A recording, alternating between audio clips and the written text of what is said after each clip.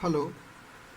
अभी हम लोग पहला पार्ट का अध्ययन कर रहे हैं, साझेदारी फर्मों का लेखांकन और आधारभूत सिद्धांत। और आज इसके अंतर्गत हम लोग प्रश्न क्रमांक 13 और 14 को देखेंगे। प्रश्न क्रमांक 13 में इस प्रकार से लिखा हुआ है, आप लोग अपनी पुस्तक से भी देख सकते हैं। पृष्ठ क्रमांक 118 में त्रिपाठी और चौहान 3:2 में साझेदार हैं और उनकी पूंजी 60,000 और 40,000 है और वे वर्ष के दौरान 30,000 का लाभ कमाते हैं। साझेदारी सलेख के अनुसार दोनों को प्रति माह 1,000 रुपया वेतन देना है तथा पूंजी पर 5% दर से ब्याज देना है। त्रिपाठी ने 12,000 और चौहान ने 8,000 रुपये का आहरण किया। आहरण पर 5% ब्याज दिया जाएगा।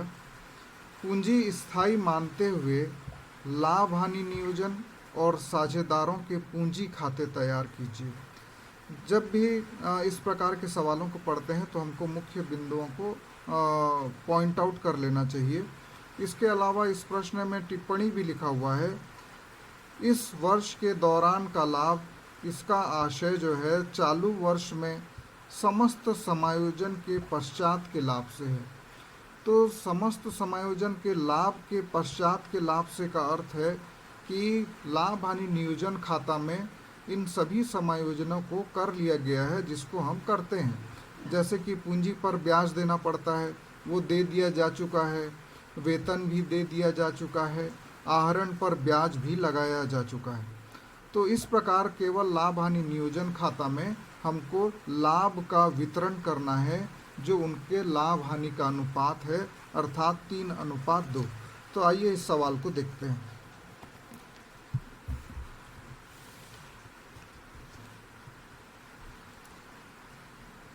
सबसे पहले हम लोग लाभ हानि समायोजन खाता बनाएंगे और इसको बनाना हम लोग सीख चुके हैं। विवरण, राशि, विवरण और राशि। प्रश्न में लिखा हुआ है शेष लाया गया, इसको सबसे पहले हम लोग लिखते हैं। बीते सवालों में भी हम लोगों ने देखा है।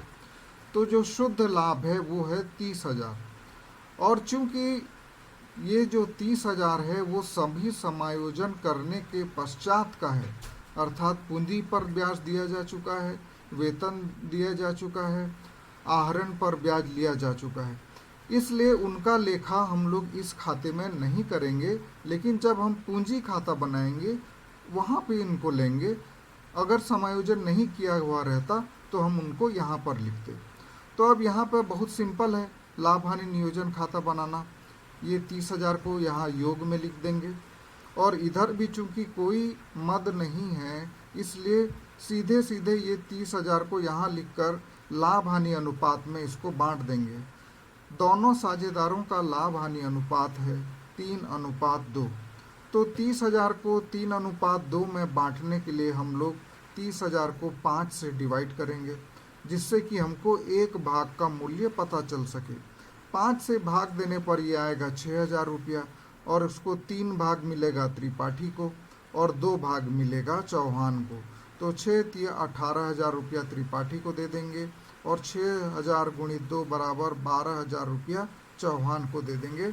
और इसको सिंपली यहाँ पर लिख देंगे साझेदारों के पूंजी खाता से, और त्रिपाठी को दे देंगे 18,000, चौहान को दे देंगे 12,000। इस प्रकार कुल लाभ जो था 30,000 उसका वितरण इस प्रकार से किया गया। अब आते हैं अगले भाग की ओर कि जब भी स्थायी विधि से पूंजी खाता बनाने को कहा जाता है तो इसके अंतर्गत 2 खाते बनाए जाते हैं। एक तो स्थायी पूंजी खाता और दूसरा है चालू खाता। स्थायी पूंजी खाता बनाना बहुत ही आसान होता है। इसका अर्थ ये है कि इस खाते में साझेदारों की जो पूंजी है वो यहाँ पे लिखा जाएगा और इस खाते में किसी भी प्रकार का कोई समायोजन नहीं किया जाता है। एज इट इज़ इसको लेकर आते हैं और वर्ष के अंत में इसको लेकर चले जाते हैं अगले साल के लिए। तो जिस प्रकार प्रश्न में लिखा हुआ है उनकी पूंजी है 60,000 और 40,000।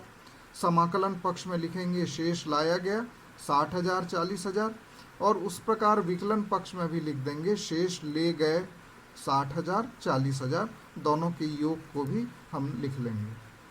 और जितने भी समायोजन हैं वो हमको चालू खाता में करना पड़ता है। चालू खाता में जितने भी, जैसे पूंजी पर ब्याज है, वेतन है, आहरण पर ब्याज है, इसको हमको चालू खाता में समायोजन करना पड़ता है। तो आइए सबसे पहले समाकलन पक्ष में देखते हैं कि क्या क्या आएगा।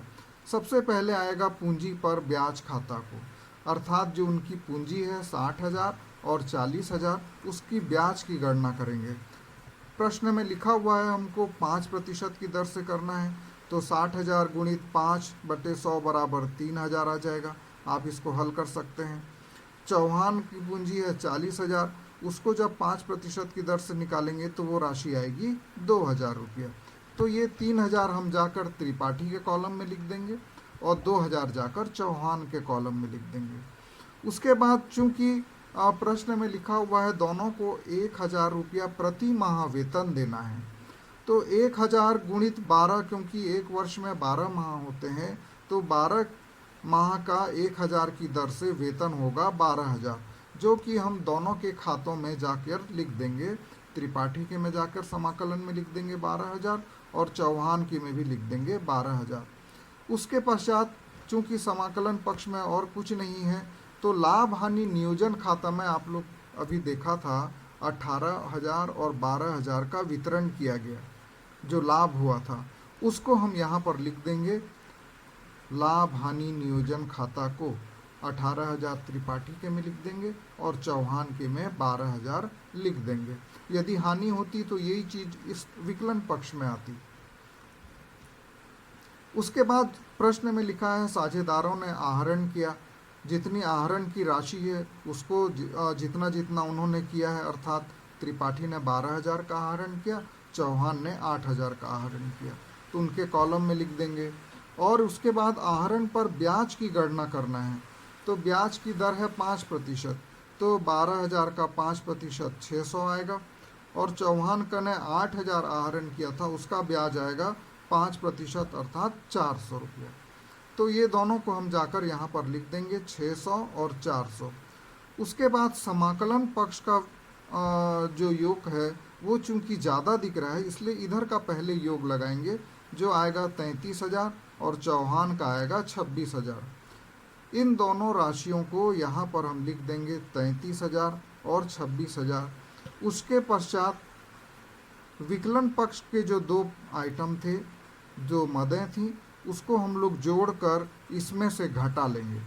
इन दोनों को जोड़ेंगे और इसमें से घटा देंगे, तो ये जो हमारा शेष रह गया राशि आएगा चौहान का 17,600। ठीक इसी प्रकार त्रिपाठी का जो कुल योग है 33,000, इसमें 12,000 और 600 अर्थात 12,600 को घटा देंगे और घटाने पर जो राशि मिलेगी उसको इस स्थान पर शेष ले गए कॉलम के अंतर्गत 20,400 करके लिख देंगे। तो इस प्रकार आज हम लोगों ने देखा लाभ हानि समायोजन खाता कैसे बनाते हैं, स्थायी विधि से पूंजी खाता और चालू खाता। अब आइए अगले प्रश्न की ओर बढ़ते हैं, जो कि है प्रश्न क्रमांक 14। 14 में लिखा हुआ है अनिल, विमल और सुनील साझेदार हैं 3:2:1 में। उनकी पूंजी दी हुई है 40,000, 40,000, 20,000। पूंजी पर 5% ब्याज देना है। इनको वेतन का भी लिखा हुआ है 600 रुपया प्रति माह और 400 रुपये प्रति माह, केवल विमल और सुनील को, अनिल को नहीं देना है वेतन। 2007 में अनिल ने 4,000, विमल ने 4,000 और सुनील ने 4,800 का आहरण किया। वर्ष का जो लाभ है वो साझेदारों का वेतन लगाने के बाद, किंतु उनकी पूंजियों पर ब्याज लगाने के पहले 32,000 रुपये है, अर्थात वेतन लगा चुका है हम लोग, वेतन को अब हमको लाभ हानि नियोजन खाता में नहीं लगाना है। उसके बाद लिखा है यह लाभ 20,000 मूल्य के फर्नीचर पर 7.5% ह्रास और 600 रुपया अप्राप्त ऋण समायोजन करने के पूर्व है। मतलब इनको हमको समायोजित करना है, लेकिन वेतन को चूंकि दिया जा चुका है और लाभ में से घटाया जा चुका है, इसलिए उसको हमको ध्यान नहीं देना है। तो पूंजी खाते बनाइए, जबकि पूंजी यहाँ दो स्थिति है, इसको हम लोग बाद में देखेंगे। आज हम लोग देखेंगे पूंजी स्थायी हो, क्योंकि पहला प्रश्न भी हमने इसी को देखा था, तो और आज अभी आप लोगों को क्लियर हो जाएगा।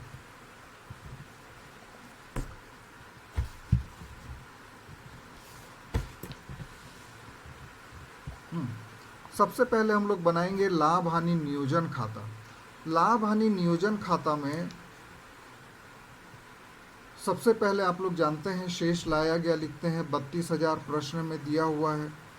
उसके बाद उनकी पूंजी पर ब्याज खाता से उनकी पूंजी पर ब्याज की गणना हम लोग कर लेंगे, अर्थात 40,000 का 5% निकालेंगे तो आएगा 2,000। फिर दूसरा जो साझेदार है विमल, उसकी पूंजी भी 40,000 है, उसका भी 5% निकालेंगे तो आएगा 2,000। और तीसरा साझेदार की पूंजी 20,000 है, तो 20,000 का 5% निकालेंगे तो आएगा 1,000 रुपया। ये तीनों को जोड़कर आउटर कॉलम में 5,000 हम लिख देंगे। उसके बाद लिखा गया है कि फर्नीचर पर ह्रास लगाना है 7.5% की दर से। फर्नीचर है 20,000 रुपया का, उसका 7.5% हम यदि हल करेंगे तो ये आ जाएगा 1,500 रुपया। उसके बाद एक और समायोजन करने के लिए कहा गया है, अप्राप्त ऋण में 600 रुपया लिखना है, तो उसको भी हम लिख लेंगे अप्राप्त ऋण खाता से 600 रुपया। अब उसके बाद देखेंगे तो समाकलन पक्ष का योग ज़्यादा है 32,000, इसी योग को यहाँ पर भी लिख देंगे। और इसमें से जो उपरोक्त 3 मदें हैं इसको जोड़कर घटा देंगे, तो इसको जोड़कर घटा देंगे तो ये आ जाएगा 24,900। और जो 24,900 है इसको इनके लाभ विभाजन अनुपात में हम लोग बांट देंगे। और प्रश्न के शुरू में ही लिखा हुआ है इनका लाभ विभाजन अनुपात जो है 3:2:1 है। तो इस 24,900 को 3:2:1 में हम विभाजित कर देंगे, जैसे कि पिछले प्रश्न में देखा है। तो इस अनुपात को आप लोग विभाजित करने का प्रयास करिए, क्योंकि जब तक ये नहीं निकाल पाएंगे आप लोग सीख नहीं पाएंगे। तो इसीलिए यहाँ मैंने इसको करके नहीं दिखाया है, आप लोग इसको निकालिए तो उत्तर आएगा। अनिल के हिस्से में आएगा 12,450, विमल के हिस्से में आएगा 8,300 और सुनील के हिस्से में आएगा 4,150। और ये तीनों के नीचे एक लाइन खींच दीजिए, जिसका अर्थ है ये तीनों का योग 24,900 है। उसके बाद आते हैं स्थायी विधि से पूंजी खाता में 2 खाते बनाए जाते हैं। पिछले ही प्रश्न में मैंने आपको समझाया है। एक तो पूंजी खाता होता है जो स्थिर रहता है, जिसमें कोई समायोजन नहीं किया जाता है। इसको बनाना बहुत आसान है, केवल शेष लाया गया जितनी उनकी प्रारंभिक पूंजी है उसको हमको लिख देना है, और शेष ले गए में भी इसी चीज़ को लिख देना है। और चूंकि इसमें यहाँ पर कोई समायोजन नहीं किया जाता है। अब बारी आती है चालू खाता बनाने की, जहाँ पर सभी समायोजन किए जाते हैं। चालू खाते में सबसे पहले हम लोग समाकलन पक्ष को देखेंगे। वेतन चूंकि लिखा हुआ है कि उनको वेतन देना है, विमल को देना है 600 रुपया प्रति माह, तो 600 गुणित 12 करेंगे तो आ जाएगा 7200। और सुनील को देना है 400 रुपया, तो 12 के हिसाब से निकालेंगे तो 4800। अनिल को कोई वेतन नहीं देना है तो उसके में डैश लिख देंगे। फिर पूंजी पर ब्याज देना है, जो ऊपर में लाभ हानि नियोजन खाता में हम निकाल चुके हैं, 2,000, 2,000 और 1,000। उसके बाद लाभ हानि नियोजन खाता का जो लाभ है उसको हम यहाँ पर लिखेंगे 12,450, 8,300 और 4,150। उसके पश्चात इसका योग हम लोग लगा लेंगे 14,450, 17,500 और 9,950। इसी योग को फिर हम यहाँ पर भी लिख देंगे। अब विकलन पक्ष में केवल एक ही मद आएगा आहरण का। अनिल ने किया है 4,000 का आहरण, उसको लिख देंगे। विमल ने किया है 4,000 का आहरण, उसको लिख देंगे। और सुनील ने किया है 4,800 का आहरण। इसके ब्याज के बारे में प्रश्न में नहीं दिया है, इसीलिए लाभ साझेदारी सलेख के अभाव में लागू होने वाले नियम के अनुसार आहरण पर ब्याज की गणना हम नहीं करेंगे। उसके पश्चात इस योग में से इसको हम माइनस कर देंगे, तो ये आ जाएगा 5,050, 5,150। 17,500 में से 4,000 को माइनस कर देंगे तो आ जाएगा 13,500, और 14,450 में से 4,000 को माइनस कर देंगे तो ये आएगा 10,450, जिसको हम लिख देंगे शेष ले गए, अर्थात अगले वर्ष इसको कैरी फॉरवर्ड किया गया। तो इस प्रकार आज हम लोगों ने स्थायी विधि से पूंजी खाता बनाने की के 2 सवालों का अध्ययन किया, और मुझको उम्मीद है कि आप लोगों को समझ में आया होगा।